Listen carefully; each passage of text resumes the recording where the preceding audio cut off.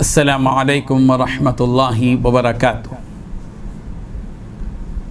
الحمد للہ الذی خلق السماوات والارض وخلق الموت والحیاة لیبلوکم ایکم احسن عملا والصلاة والسلام علی سید المرسلین محمد وآلہ وصحبہ اجمعین، اما بعد۔ حاضرین و ناظرین، یہ درس نمبر 684 ہے۔ سورہ اعراف کی 2 آیتوں کی آج تشریح کی جائے گی، آیت نمبر 136 اور 137، 136 اینڈ 137۔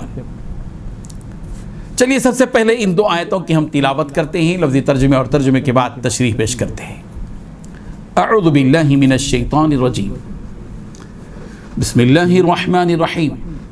فانتقمنا منهم فأغرقناهم في اليم بأنهم كذبوا بآياتنا وكانوا عنها غافلين وأورثنا القوم الذين كانوا يستضعفون مشارق الأرض ومغاربها التي باركنا فيها وتمت كلمة ربك الحسنى على بني إسرائيل بما صبروا ودمرنا ما كان يصنع فرعون وقومه وما كانوا يعرشون، صدق اللہ العظیم۔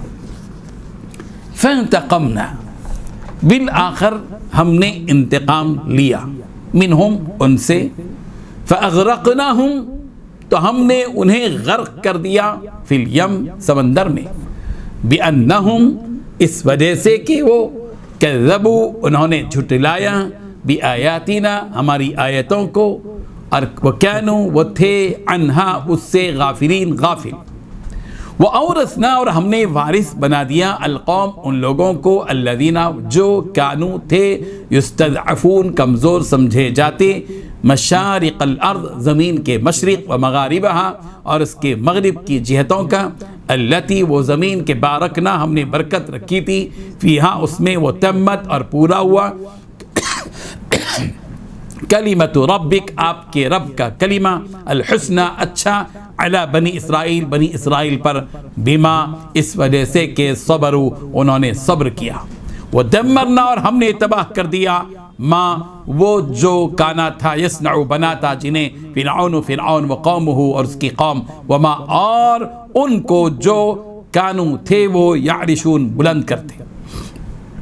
ترجمہ یوں ہے، تو ہم نے ان سے بدلہ لے کر ہی چھوڑا کہ ان کو دریا میں ڈبو دیا، اس لیے کہ وہ ہماری آیتوں کو جھٹلاتے اور ان سے بے پرواہی کرتے تھے، اور جو لوگ کمزور سمجھے جاتے تھے ان کو زمین شام کے مشرق و مغرب کا، جس میں ہم نے برکت دی تھی، وارث کر دیا، اور بنی اسرائیل کے بارے میں ان کے صبر کی وجہ سے تمہارے رب کا نیک وعدہ پورا ہوا، اور فرعون اور قوم فرعون جو محل بناتے اور انگور کے باغ جو چھتریوں پر چڑھاتے تھے، سب کو ہم نے تباہ کر دیا۔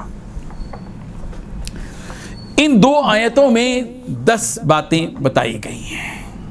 پہلی بات، نتیجہ یہ ہوا کہ ہم نے ان سے بدلہ لیا۔ دوسری بات، انہیں سمندر میں غرق کر دیا۔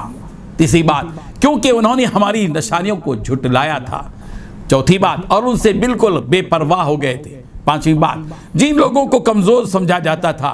چھٹویں بات، ہم نے انہیں اس سرزمین کے مشرق و مغرب کا وارث بنا دیا۔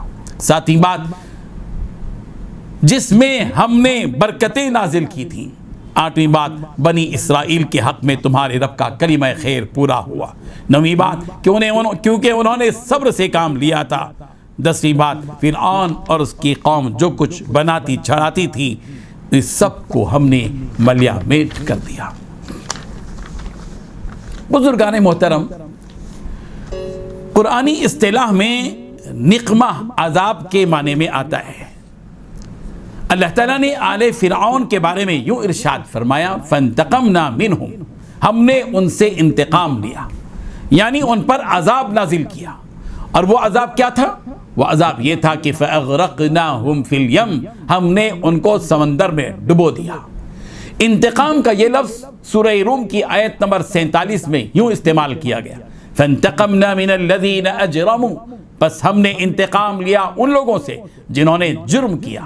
سورہ زخرف کی آیت نمبر 25 میں اللہ تعالیٰ نے فرمایا فانتقمنا منہم فانظر کیف کان عاقبۃ المکذبین، ہم نے ان سے انتقام لیا، بس دیکھو کہ جھٹلانے والوں کا انجام کیا ہوا۔ جب آل فرعون پر ایک عذاب آیا، پھر اس کو ہٹا لیا گیا، پھر اس کے بعد پھر عذاب آیا اور پھر وہ ہٹا لیا گیا، اور ایسا کئی مرتبہ ہوا، مگر اس کے باوجود آل فرعون اپنے کفر سے باز نہیں آئے۔ پھر ان کا مقررہ وقت آ پہنچا تو اللہ تعالیٰ نے آل فرعون سے ان کے ان جرائم کا انتقام لیا، اس طرح کہ انہیں غرق کر کے ہلاک کر دیا۔ آل فرعون کا جرم کیا تھا؟ آل فرعون کا جرم یہ تھا کہ انہوں نے ان پر اتری ہوئی نشانیوں کو جھٹلایا تھا، اور یہ لوگ اس عذاب سے غافل رہے جو عذاب دنیا اور آخرت میں ان کے جرائم کے پیچھے آنے والا ہے۔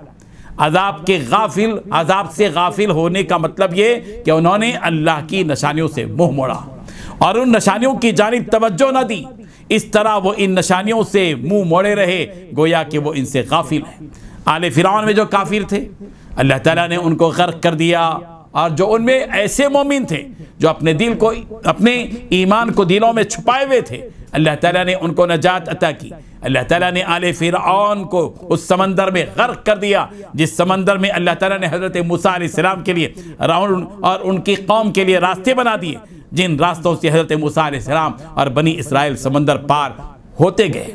ہوا یہ تھا کہ پہلے تو حضرت موسیٰ علیہ السلام اور بنی اسرائیل ان راستوں سے سمندر پار کر گئے، اور ان کے پیچھے فرعون اور اس کا لشکر سمندر میں داخل ہوئے۔ جب یہ بیچ سمندر میں پہنچے فرعون اور فرعون کا لشکر، تو اللہ تبارک و تعالیٰ نے بنائے گئے وقتی سارے راستوں کو ختم کر دیا اور پورے سمندر کے پانی کو ملا دیا۔ اس طرح فرعون اور اس کا لشکر غرق ہو کر رہ گیا۔